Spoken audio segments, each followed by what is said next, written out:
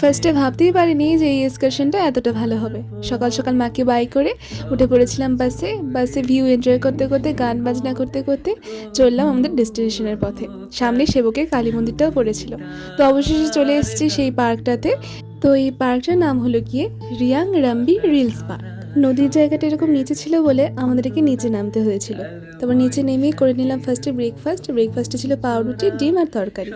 তারপর চলে গেলাম স্নান করতে। তো ফার্স্টে কস্টিউমের কথা বলা হয়েছিল, কিন্তু আমরা আনিনি, তাই বাজার থেকে গিয়ে আবার নিয়ে আসতে হয়েছে। ওই দিন যাই এনজয় করেছি তোমাদেরকে বলেও বোঝাতে পারবো না, তাই অত ক্লিপও অ্যাড করতে পারিনি।